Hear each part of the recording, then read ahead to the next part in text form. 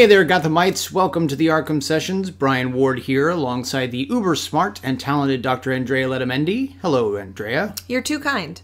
First of all, I want to apologize for getting last week's episode up late. You should. I know. We had every intention of getting it up on time, but WinterCon really kind of did a number on us, so getting it up was a bit of a hurdle. That's what she said. Oh, well done. If you've not heard it yet, you really should. We talk about Adam West, typecasting, hero worship, why Batman's starting to creep me out. It's a really great episode, worth your listen, so go find Beware the Grey Ghost and check it out. This week, I am genuinely excited because we're talking about subjects that are near and dear to me. I've mentioned on the show before that I'm a bit of a magic nut. To be clear, I mean the art of prestidigitation, not the card game. And this week's episode, Prophecy of Doom, falls right into my wheelhouse, not because we're talking so much about magic per se, as we're talking about charlatans and con artists who use a lot of the same tricks of the trade as magicians and other performers. Right, so these are people who beguile and falsify and mystify and basically just con people, right? Absolutely. Like I said, this week's episode is called Prophecy of Doom. It was written by Sean Catherine Derrick from a story by Dennis Marks, and it was directed by Frank Power. We open up on an ocean liner casino. Everybody's having a good time, although it appears that most folks are losing. We move down to what appears to be the engine room, and we see a bomb. Within a few seconds, that bomb detonates, and within a very short time, everyone quickly evacuates, and the ship sinks in a scene not so unlike something we'd have seen in Titanic, minus the awkward love triangle and computer-generated people bouncing off of pieces of the ship. Yeah. Bruce Wayne is at dinner with Ethan Clarke and his daughter Lisa. Drea, is this a date? No. Okay. It is clearly not. It is two friends, Bruce and Ethan, getting together, meeting up for dinner. Lisa is Ethan's daughter, as you said, who is probably about Bruce's age. She looks maybe slightly younger than he is, but you get the sense that these are a bunch of friends getting together and discussing. I agree, but things that are going on. Once Ethan disappears, Bruce and Lisa are pretty chummy out on the sidewalks together, walking along. Lisa, voiced here by the beautiful Miss Heather Locklear. I don't know. In either case, Ethan is an investment banker, known to take very few risks, which makes it that much more odd that he's seemed to have fallen in with this guy Nostromos, a man who's made a number of accurate predictions over the last few weeks and months, including the one about the ship sinking. And Bruce remembers reading about him in the Star Inquirer. Alfred likes to pick up a copy now and then. Lisa is pretty convinced, however, that Nostromos is a fraud, but her father sucked into this secret brotherhood, which is actually a word that they use, which consists of the wealthiest people in Gotham, except Bruce. At least not yet. Right. We're then shown Nostromos at work, rattling off mumbo-jumbo. The negative plane is aligned with the positive, bringing forth astral harmony.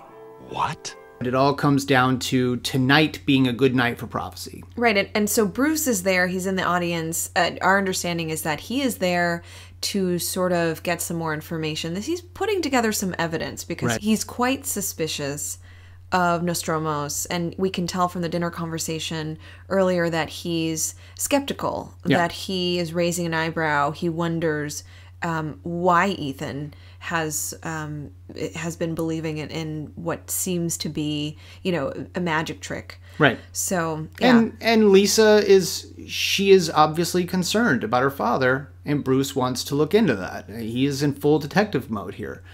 Nostromo says that the inner voice is telling him that someone's in grave danger, and that someone, of course, naturally, is Bruce Wayne. Bruce, not so much buying it.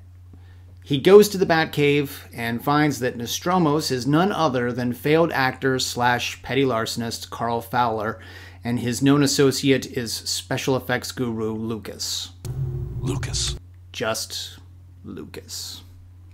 Bruce steps inside his building's elevator, which we see is sabotaged to kill him. But Bruce, being Batman and all, he escapes and chases the culprit down, fighting him. But that masked man, who we see as Lucas, gets away. Now, where did Bruce keep the suit and the grapple hook and the belt? It's all under the... He got into that elevator all by himself. Just a suit. I'm less concerned about where he kept those, and I'm more concerned about where he left his clothes behind. Oh, good point. It is, I guess, it is a Wayne owned building. So maybe every elevator has a secret compartment with a bat suit in it, just in case. Well, now remember, the security guard said that his personal elevator had been going through some maintenance, so he may keep an extra suit in just his personal elevator. Yeah, it's possible.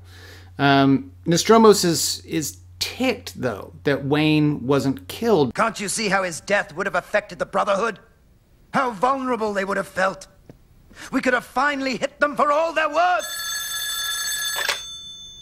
Peace to all. He receives a call from Ethan Clarke and learns that a miracle has happened. Bruce has seen the light. Bruce comes to the next meeting of the Brotherhood and becomes its next member. And by the way, in this scene where Bruce is telling Nostromos that he's now on board, Bruce is a horrible actor. It wasn't until that moment, when I came so close to death, that I realized you really did have a divine connection. Regardless, becoming this new member upsets Lisa. Not Bruce! She's kind of over the whole thing, and seeing Bruce sucked in upsets her quite a bit. But it's after this meeting, when speaking with Ethan, that Bruce hears of the Great Fall. This prediction Nostromos is given regarding the economic collapse of the world, and the Brotherhood has been stashing away hundreds of millions of dollars as a financial cushion that's meant to not only protect themselves, but also rebuild the economy. So now we see sort of what Nostromos is up to. The Great Fall is at hand. Lisa spies on the meeting and sees all kinds of things from the control room, sort of how the way things work, the projections on the wall, and Nostromos supposedly floating. And she's found and kidnapped by Lucas. And it's at this meeting that we learn that in order to keep up appearances, of course, Bruce Wayne is donating $10 million to the cause. And to think I was fretting over the electric bill. Ethan Clarke is called to visit Nostromos at the Brotherhood's lair, which appears to be Gotham's observatory.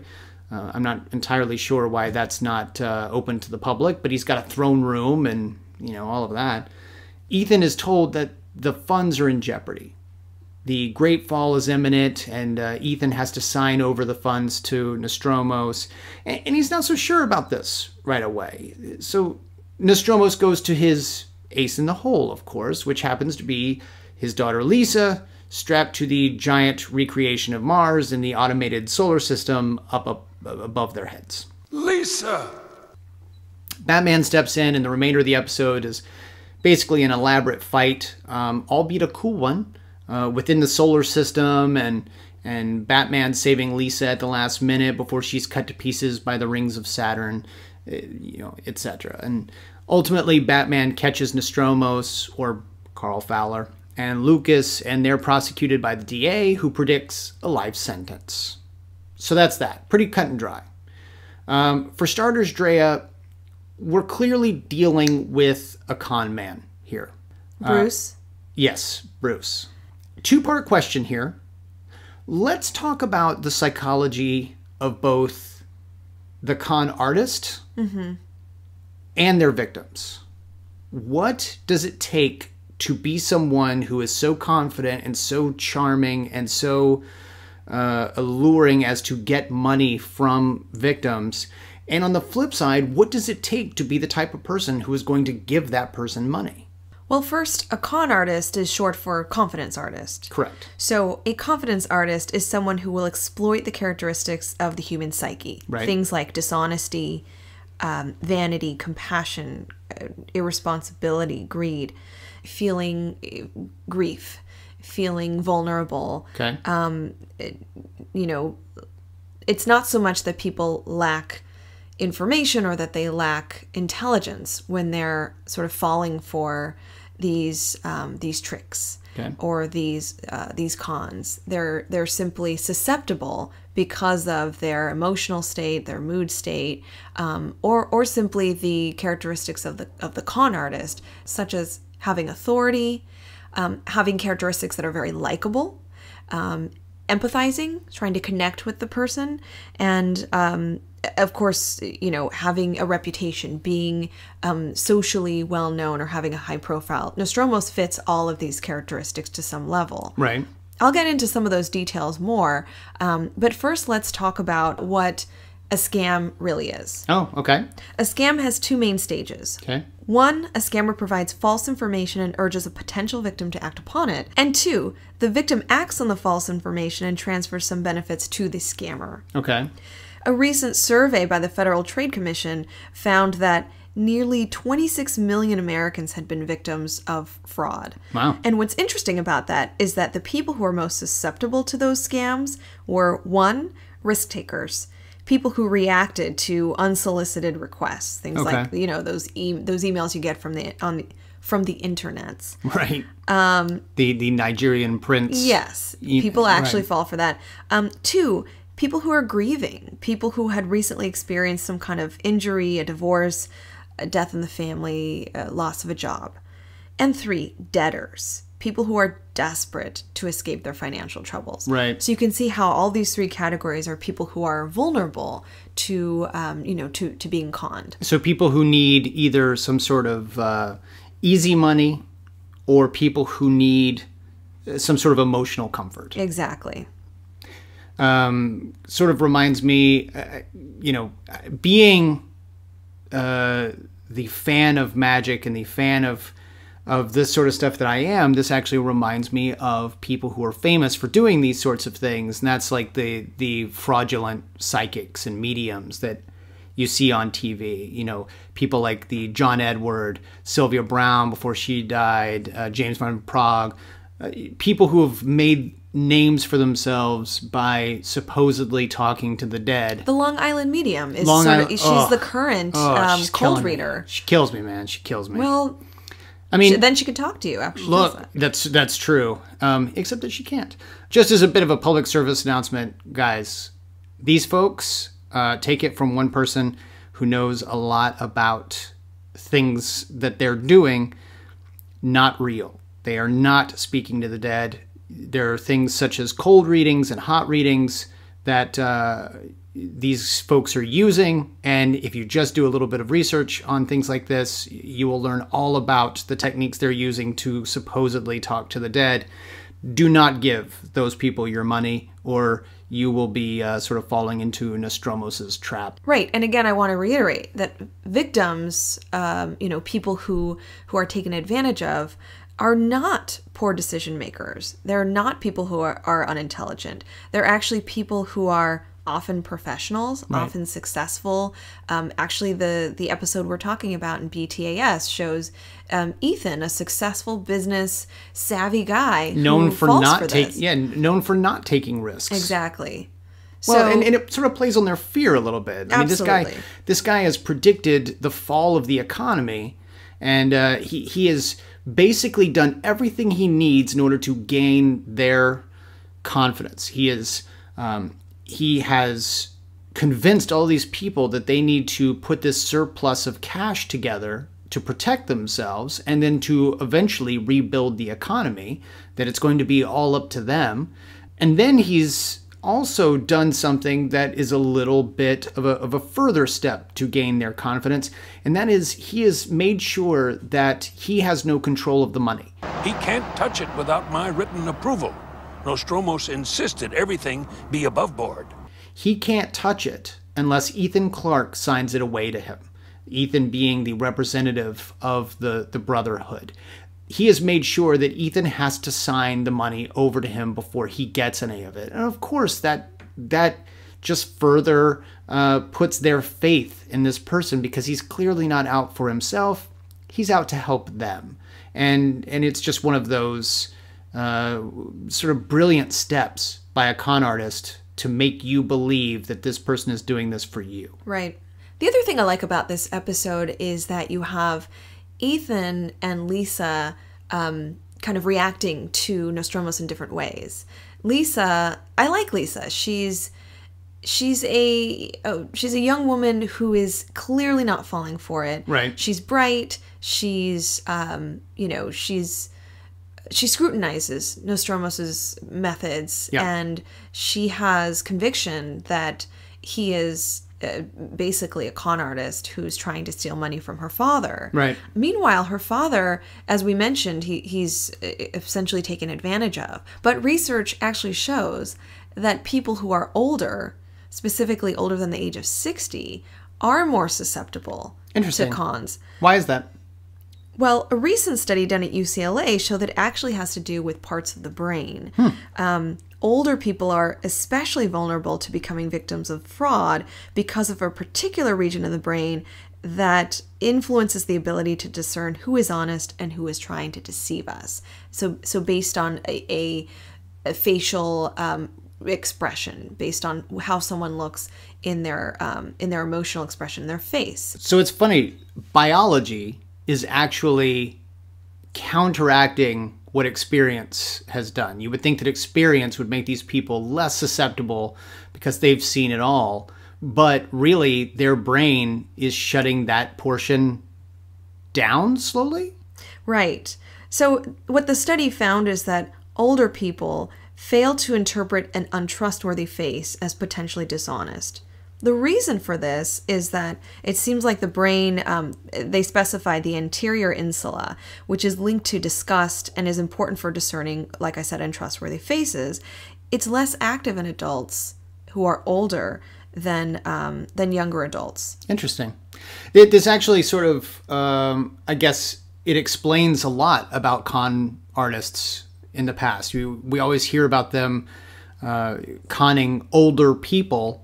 This story actually reminds me a little bit of televangelists, where you've got this religious leader, whether it's a pastor or a minister, who's going on air and asking you for money in order to save this or to save that. You look at Jim Bakker in the 80s, this televangelist who received incredible amounts of money that were totally spent on personal things. You know, he and, of course, Tammy Faye Bakker, a lot of people remember them. They were building a religious theme park, Heritage USA, you know, and they were caught in a scam.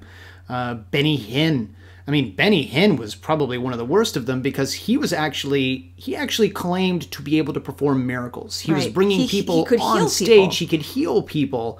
And, you know, you give him your money, even as recent as 2010, when you've got the Too Big to Fail movement, which was Edward Purvis. He ended up with 43 counts of fraud because he was basically telling older people that they would be helping fund overseas religious work, and meanwhile he's walking away with these millions of dollars. Nostromos reminds me of these sorts of people preying on the older, wealthier, and in some cases not wealthier, but the people who are desperate. Totally. Right, and that UCLA study actually found that the prototypical victim of financial fraud is a 55-year-old male who is an experienced investor. So it turns out that Ethan is that prototype. He represents that well. So it's pretty, you know, reasonable that he would fall for this. But, you know, I think it's interesting that it is true that there seems to be this neurobiological difference between young people and old people, or older people, where older people seem to have diminished ability to have, you know, to rely on this gut feeling. And the researchers actually have sort of explained that that part of the brain that's responsible for discerning honest and versus dishonest faces is kind of a gut feeling type of mechanism. Getting old sucks. It does. And let me just say, when I reach 55 years old, I really hope I'm not an experienced investor, because I'll just start giving my money to all kinds of con artists. Well, interestingly, the researchers say, of course, say no to these kinds of potential scammers. And around the time that someone is going to be, you know, just collecting their 401k, that's the most vulnerable time to, you know, to be on the lookout for being taken advantage of. So when you're ready to do that, Just keep that in mind. Just say no. I'm not Just say giving no. a dime to anyone, including people I know, just in case. You could all be scammers. So something that you said a minute ago actually makes me wonder, the fact that a psychologist can read people and the fact that a con artist can read people must sort of suggest that whether they are aware of it or not, a con artist must know quite a bit about psychology and what it takes to make a person tick and what's going on in the mind. Talk a little bit about the con artist's use of psychology. You're absolutely right. There's a psychologist, Dr. Jeremy Dean, who's written about this on his blog. It's called Psyblog, and he's talked about the couple of experts that have consulted with that TV show, The Real Hustle. Oh yeah. It's the BBC. Yeah. It's that show. An expert from Cambridge University and the consultant on the show have identified 7 of the major psychological principles that are used by con artists, actually, to basically to con people from their money. Wow. Would you like to know about those? I would absolutely not like to know about a single one of those 7. Okay, go ahead and tell All me. right. In the spirit of good hustlers being good psychologists, I'll share them with you, but please don't abuse them. Okay. All right. People, do not abuse these 7 principles of psychology. So the first one is distraction. You know about distraction. Yep. The classic example of distraction... I'm sorry, what's that over there? Yeah. You're terrible. I actually looked. She did. She actually did. Tell us about distraction. Okay. The classic example of distraction is that 3-card game. Oh, 3-card money. Exactly. Sometimes it's called Find the Lady. Yep, find a lady. Yep, looking for the queen. So I don't know too much about the game. It's some kind of rigged game where a person, the magician or con artist is presenting 3 cards and you're supposed to pick the one that the queen or the... Yeah, typically you're looking for... There are 3 cards. One of them oftentimes is like the Queen of Hearts or Queen of Diamonds. You're looking for the lady. So you go through and it's basically a shell game. You're trying to keep track of which one is the queen or the ace or whatever. Some magicians and some folks on the street will actually let you choose the card, in order to make you feel like you have some control. But of course, it's all sleight of hand. By the time you're picking the card, your card's not even on the table. You and I know one of the better 3-card money, I guess, runners that I've ever seen, a magician by the name of John Armstrong. You can follow him on Twitter at CardJohn. He is a fantastic card magician. One of the best close-up magicians I have ever seen in my life. I'm fortunate to call him a friend. This guy can do 3-card money so incredibly well. In fact, he even has worked it into his act. But yeah, these guys are fantastic. But I saw a guy do it in Vegas. I was crossing one of the bridges, saw a guy on the street doing it. This guy clearly a bit unscrupulous, not doing it for the fun of the performance, doing it for the money. Right. Well, let's be clear. Our buddy John is a magician. He will let you know. He's not a con artist. He's not a con artist. He doesn't take your money. He actually has worked it into his act, and he makes it clear from the beginning, I'm better than you are at this, and I will screw you out of your money. So, there's a difference between someone who does it for performance and a person who does it on a bridge for gain in Las Vegas. Never put money down on this, folks. Well, the one thing, that people may not realize is it's always a setup, as you said. So distraction comes into play in many ways here. There may be a person, an onlooker who's actually in on it and distracts with, banter, laughter, anything to get the eyes off of the cards for even just a moment and onto something else. It is the classic example of distraction. And by the way, let me just say, if you are really good at this, you don't need the second person. That's amateur hour.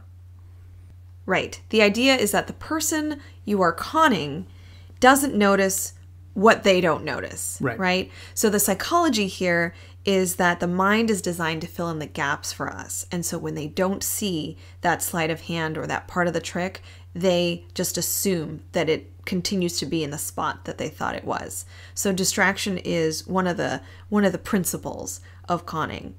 The second principle is social compliance.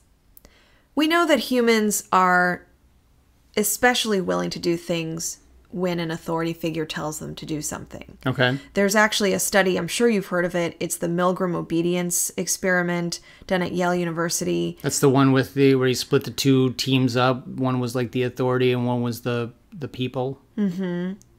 Milgram was a psychologist and researcher who actually wanted to ask the question, could it be that Adolf Eichmann and his million accomplices in the Holocaust were just following orders? Could we call them all accomplices? It's actually interesting that you bring that up. I mean, in terms of can you actually call them accomplices for following orders? Adolf Eichmann was, of course, the man who is sort of principally known as the person who created the final solution. He's the mastermind, the architect behind enslaving Jewish people, taking them to camps, and actually killing them. All the atrocities of the Holocaust. All of that. Right. He was actually put on trial, and he was hanged for doing this. Could you say that those people that he then told to round up and enslave and ultimately kill were accomplices to his crimes? The response, of course, everyone remembers this, was, I was just following orders. I was just following orders, yeah. Yeah. So this is probably one of, I would say, one of the most well-known psychology research experiments, in our history. For folks that are not familiar with it, the setup is like this. There's a newspaper ad that says that you can get paid a few bucks to be involved in this experiment. Ultimately, 40 men responded to this ad, and they were introduced to this intimidating shock generator. So imagine that you see, a series of switches, and in the beginning you'll see something like slight shock, and it gets increasingly worse. So slight shock, medium shock, and at the very end it says danger, severe shock. And then the final two switches were simply labeled with XXX. Okay. So you get hardcore porn at the end. No, X, I mean, that means like there's no turning back from this, right? Like death. Gotcha. Yeah, there's also that, yeah. Each participant, I think they randomly pulled a label from a hat. It actually wasn't random, but they were told there will be a teacher and a student.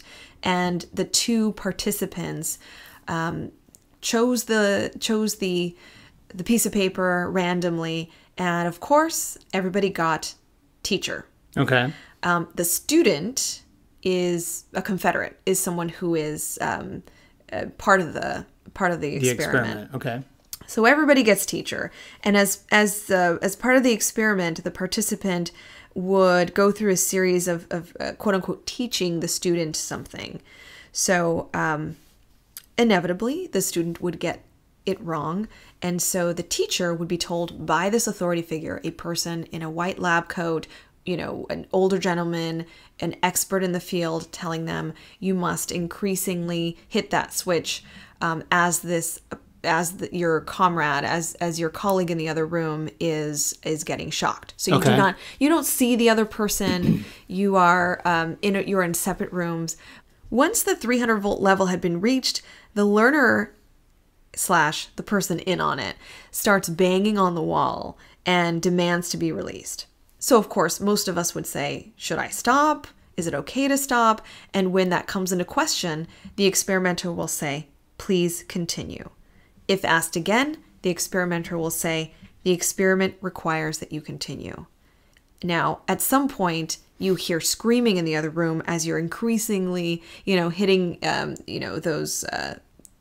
those switches. Right? And at some point, the learner is completely silent and you hear nothing. Of course, if you turn to the experimenter or ask if you can stop, you're told it is absolutely essential that you continue. If you ask again, you're told you have no other choice. You must go on. Okay. Now, how many do you think? There were 40 participants in this initial study. How many do you think actually flipped that switch all the way to that last XXX shock? 40. Wow, you really are not thinking of humanity in a positive light, are you? I'm just like Batman. I don't think of them positively. Well, 26, it's still quite astounding. 26 delivered the maximum shocks, and 14 stopped before reaching the highest levels. And the researchers point out that the subjects were all extremely agitated, in distress, angry at the experimenter. They weren't simply, flipping those switches with gusto. They were clearly doing something that they felt was against their moral judgment. Okay, but they still did it. They did. So what you're saying is it is possible that the Nazi guards at Auschwitz didn't like what they were doing, but were doing it because an authority figure was telling them to do it. Right. And remember, the comments or the directives were, you must continue, you must go on, you can't stop. No one was told, if you walk away, you'll be harmed, or if you stop now, you will be punished. Clearly, I would assume that with Nazi Germany, there were potentially incredible consequences if you didn't obey authority. You could be shot. You could be... Exactly. So the study was groundbreaking because it found that simply a person of authority instructing somebody to harm someone else was potentially could potentially occur with any kind of person. These people were not selected because they had any kind of like antisocial personality characteristics. Right. They were chosen randomly. So now remember, nobody was actually shocked. There was no shock machine that didn't exist. This was all, part of the experiment to see what humans are capable of. And Milgram put it best. He said, ordinary people simply doing their jobs and without any particular hostility on their part can become agents in a terrible, destructive process. Okay. This has to do with hustling because what Milgram found is true to this day. Relatively few people have the resources needed to resist authority. Okay. If someone of authority, asks you to do something and you truly believe that they have command over you, that they have some information that you don't, and you may be in this power dynamic, you are more likely to follow their order. Hustlers know about this. They know about this and happily exploit our deference to authority figures. People hand over credit cards, car keys, passwords on the internet, things that you normally are told do not do this. And they readily do so if they see, a company jacket, if they see a website that looks official, if they see, somebody that fits that particular role of authority. So it's something that we should be careful of. Right. The third psychological principle that con artists use is the herd principle. Ooh, yeah. People are sheep. They follow each other. And a classic study on conformity was actually done back in the 50s by Solomon Asch. This is another one of those really popular, well-known psychology studies having to do with conformity. And in this particular experiment, people were brought in and asked to take a vision test. So they would look at lines on a screen and of course, they are the only ones who are taking the so-called vision test. The other two people in the room are Confederates. They're all in on it. Okay. So what happens is that the two other people in the experiment, they're actually looking at a series of lines, and they're asked, I think they're asked which one is the longest or which one is the shortest. And the two other folks agree on one that clearly isn't the longest or isn't the shortest. But, the subject, the participant, hears their responses and actually changes their response. It's inaccurate in the sense that what they see isn't what these folks are saying is the longest line, but they conform to that response and say, okay, I choose line C, even though what they're seeing is not the case. So why do you think people would just lie and say that, oh, okay, I'll go with the answer that those two other people before me said? It's like we were saying with Two-Face Part 1, and hypnosis with Harvey, you don't necessarily want to be the person who didn't see it. Exactly. People don't want to face ridicule. They don't want to be wrong. And some of them actually believed, well, those other two folks may be smarter than me, so I'm just going to go with what they said. This also goes back to that 3-card trick, the find the lady. 3-card money, yeah. Yeah, in that if other people say, oh, I think it's the middle one, you may also believe that, or you tend to go with that as well. So, there's a lot of influence based on the people around you. The next 3 principles are dishonesty, deception, and need and greed. Those are pretty straightforward, right? Mm-hmm. There are various ways, as you mentioned, that con artists can make a person see what they want to see, or play at their vulnerability, if they're grieving, if they're in debt, those kinds of things. So that's what need and greed get to. And finally, time pressure is the last principle. It's really important because research shows that when we have to make decisions in a short period of time, we have this, it's called an affect heuristic. We rely on our emotions rather than actual judgment and thinking. So if a con man says you've got 24 hours, or else I've got to go to something else, or else our window closes. Right. When there's no time to think, people rely on shortcuts and emotional responses in a situation. Of course, The Real Hustle is a fictional TV show, but again, this information was actually published in a paper by Cambridge University. So if folks want to learn more about the cons that were investigated, they can look up this article by Stajano and Wilson from 2009, and the journal is the Technical Report. Cool. Now you have studied and you've experienced firsthand the process of hot readings and cold readings. Yeah. Tell me more about that. Okay, so, well, they're basically cold readings and hot readings are what these supposed psychics use in order to get information off of you. So if I walk into a room with 20 people and I say, I'm getting a feeling someone has passed. It's somebody with an M name, like a Mary, or it's a female M name. Odds are good that someone in that room has someone with an M name who passed away. Mm-hmm. So obviously, the bigger the group, the better your odds of being right. Mm-hmm. So you could even take that a step further and say it's someone with an M name. It's like a Mary or a Margaret or something along those lines. It's like a mother figure. Not really a mother figure. It's like a grandmother. Maybe it was your mother, but she's a grandmother. Some right. So inevitably, someone is going to relate to someone has that. So then they say, "Oh, that's me." And then you say you use cold reading. So essentially, you don't know anything about this person, but you're reading their body language. You're if they nod, if they smile, that's reinforcing the path that you're using in order to get this information from people. So if you say something to the effect of, well, this person liked games. They really like playing games, like board games, maybe. Like I'm getting a vision of like checkers, something along that. And someone's like, oh, chess. They really like chess. Right, chess. That's kind of what I'm getting. So they're showing me this. They're showing me that. So it sounds like they're just taking guesses. They're taking guesses, and they're looking for you to give them a positive response. Mm-hmm. If you don't give them a positive response, what they do then is they say something. If you say, "Did the person like to play games?" No. But I'm getting like a game sort of connection. Maybe that means that they were really strategic. They thought a lot. They're heavy. Oh, they're very smart. Right. They're very, yeah. Sometimes I get things like, I get images of games like chess. Like chess is strategy.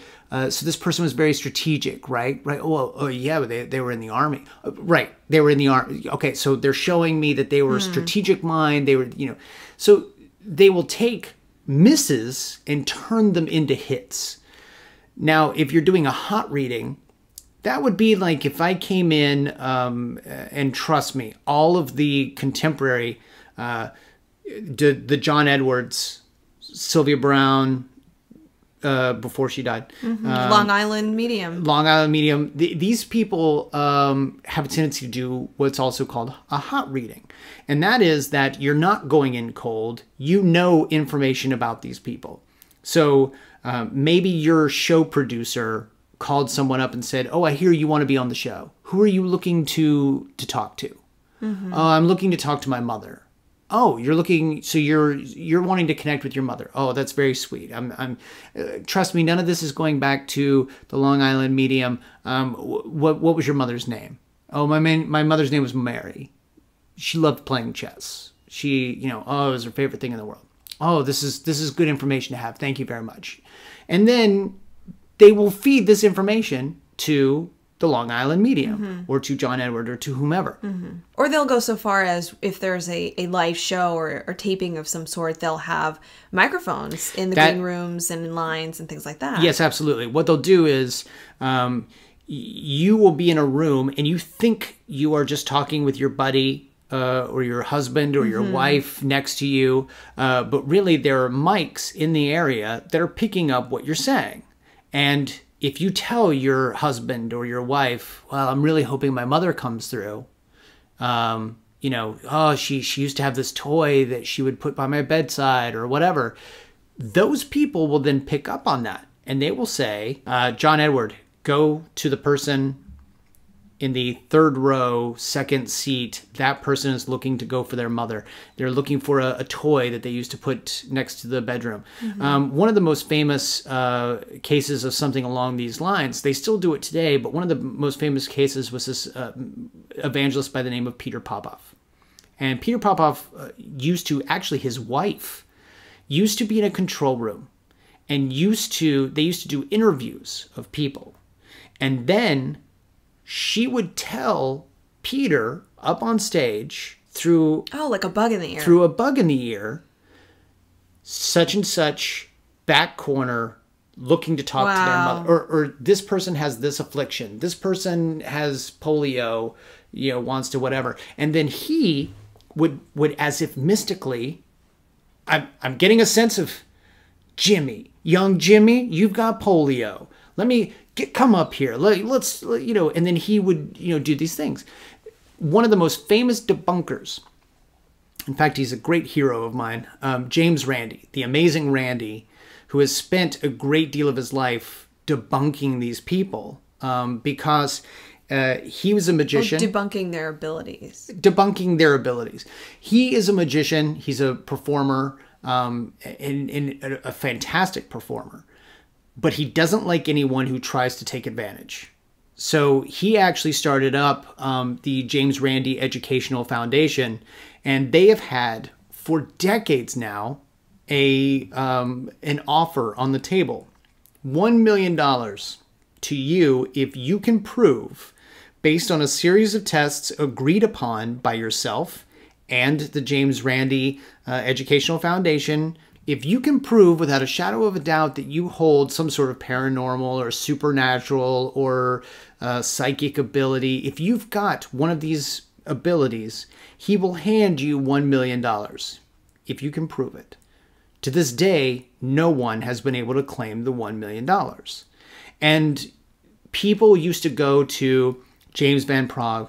They still go to John Edward, Sylvia Browne before she died. They would go into places like Larry King, or they would go to some other talk show. And then inevitably, these people would say, so why haven't you accepted the $1 million challenge? Right. They always deflect. They always say, well, I don't need the money. Or this is my gift. I don't want to take money for something I don't need to prove myself. I'm not always right. I'm not always, I don't need to prove myself to people who are skeptics. If you're skeptics, you're going to be skeptics. I really can't do anything about that. And then also, John Edward is actually one of my favorites because he actually went on to a show, I believe it was Larry King. He was on Larry King Live, and Larry King asked him, are you ever going to take James Randi up on his $1 million challenge? And John's only response was, why would I ever accept a challenge from someone with an adjective as a first name? The amazing Randi. So What? He couldn't even say yes or no. Like, he deflected and turned it into an insult, a weird insult of James Randi being known as the Amazing Randy in his professional career. So these people can't pass these tests because there is no way to pass them. Right. At least none that we have ever, seen. So when you're talking about, and by the way, James Randi also was famous in the 70s for debunking the abilities of Uri Geller, who was building up quite a following. This is a guy who used to bend spoons. And he would go onto shows and he would show that he has this psychic ability to bend spoons and break spoons using only his mind. And this is a classic parlor trick. I mean, there are magicians who to this day go to the Magic Castle or go onto television or go wherever, and they do this. But somehow or another, Uri Geller was getting these people this cult following. And James Randi saw that this was dangerous. Actually went onto the Tonight Show, provided Uri Geller with a set of spoons and silverware, and wouldn't let Uri leave until he bent something. And finally, at the end of the night, Uri Geller was basically like, "Oh, I'm not feeling it. The psychic, the vibes, they're not right on this. I can't do it." He continually explained to people how this man was doing this trick. And he's been doing that, for a long time. There are other people. Penn and Teller have been debunking mystics and psychics. Darren Brown, who used to spend a great deal of time as a psychic, as a stage psychic, is very open about the fact that it's all performance. And he's very open about cold and hot readings. So this sort of stuff, it just gets to me. And I feel for the people who are manipulated by it, but it's one of those things that can be very dangerous if used the wrong way. Right. And I mean, I think we make the distinction between a magician and an illusionist who entertains and makes it very clear that their tricks are just fantastic tricks. Sleight of hand, distraction, all those things, but they're very honest that they are clearly, I mean, I think I'm more impressed by someone who is so skilled that they can make me see something that actually didn't happen versus someone who is trying to, trying to trick me by trying to make me believe that they have a supernatural power. There's a huge difference there. I can do one better than that. And that is James Randi was once performing the spoons, the bending of the spoons. And he was performing in front of a group of people, and a professor, I believe it was like Buffalo University or something like that, stands up and says, this man is a fraud. To which James says, "You're absolutely right, sir.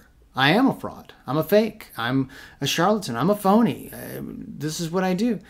I use trickery to do this."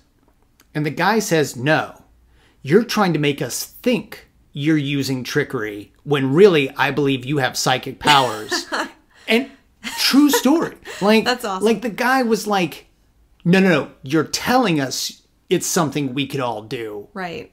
But I believe you have the ability to do this. And that's actually exactly why I like this episode of Batman the Animated Series, because Bruce is clearly a man of science. He's skeptical. He's even annoyed by Nostromos. He's really invested in collecting evidence to show that this man is a fraud. And he absolutely dislikes the idea that this man is stealing from people. So, he's very much wanting to take him down. Right. And so I like that this is showing that side of Bruce.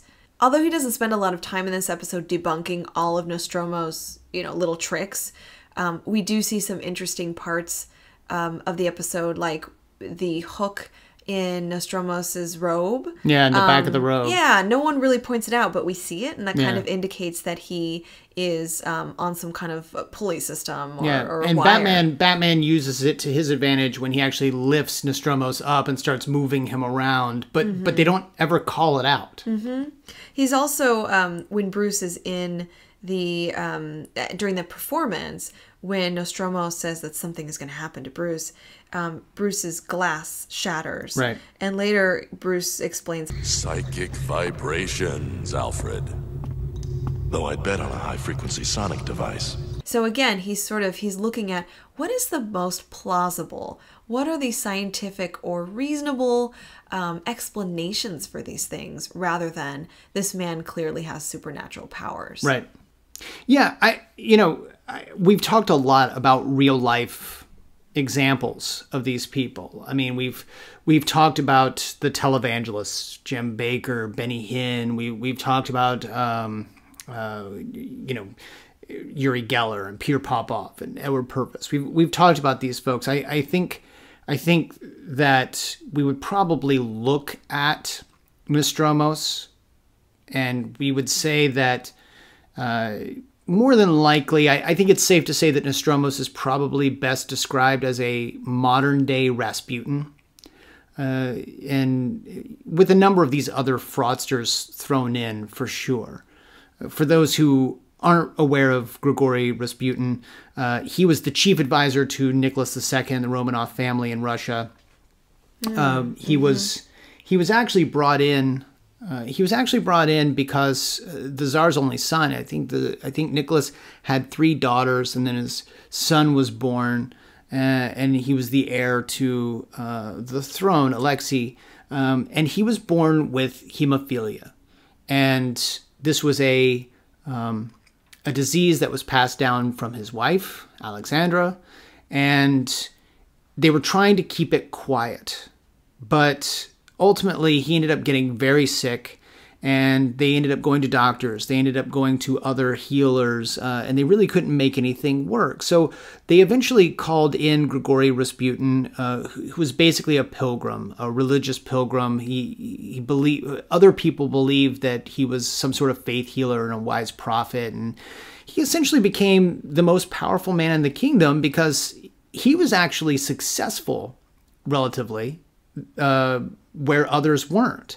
And next thing you know, Alexei is getting better and is starting to feel better. And this really secured Nicholas's wife, Alexandra's faith in Rasputin. And Rasputin then ended up kind of running the country by telling the Tsarina, the empress, what to do. And she'd tell Nicholas, and because ultimately Nicholas was sort of a pretty weak czar.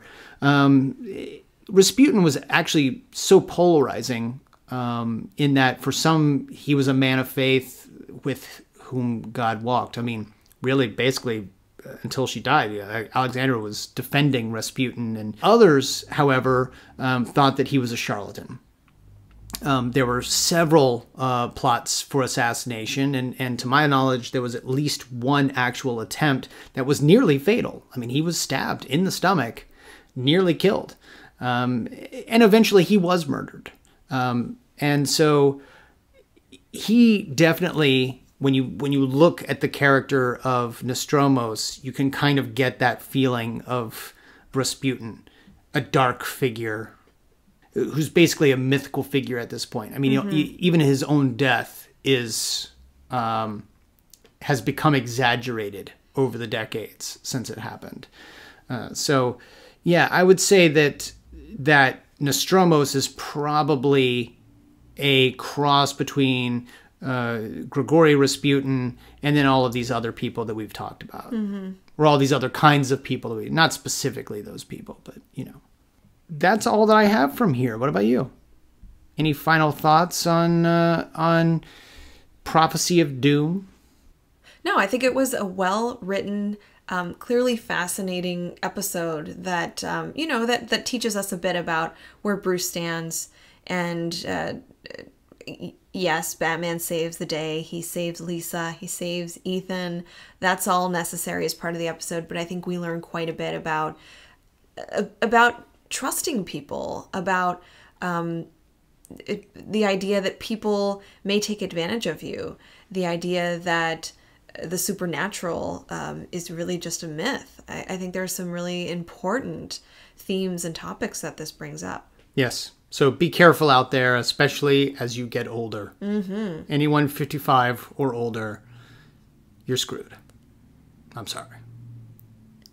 If anyone is interested in reading more about these topics, especially the psychology of con artists, I have some recommended readings. Excellent. The first is a book written by Simon Lavelle. He's a magician, but also someone who knows everything about the way con artists work. It's called How to Cheat at Everything. A con man reveals the secrets of the esoteric trade of cheating, scams, and hustles. I believe Simon is also, if I'm not mistaken, he was one of the consultants on the TV show White Collar with the con man. Interesting. The other book is by Robert Cialdini, I hope I'm pronouncing that right, who wrote Influence, The Psychology of Persuasion. That book goes over a number of psychological principles like authority, reciprocation, liking, the things that we mentioned today. Right. We mentioned Cyblog, written by Dr. Jeremy Dean. Yes. Cyblog is an awesome website that has a lot of evidence-based resources for people interested in this kind of pop culture. And finally, for the psych nuts out there who want to look up Stanley Milgram's work, one of the most cited papers he wrote is called The Perils of Obedience from 1973 by Harper's Magazine, in Harper's Magazine. Great. So that's it for this episode. As always, you can reach us on Twitter. We are at ARKHAM Sessions. I'm at bward028. Drea, where can they find you on Twitter? I'm at Arkham Asylum Doc. You can also email us. We are arkhamsessions@gmail.com. You can also visit Drea's website, underthemaskonline.com, and email her from there. And that's about it. Join us next week. It's going to be an exciting episode. Feet of Clay. I know. We get to deal with excited. Clayface. Yay! Very excited about that. So join us next Tuesday. Till then, I'm Brian Ward. I'm Dr. Andrea Letamendi. And we are the ARKHAM Sessions.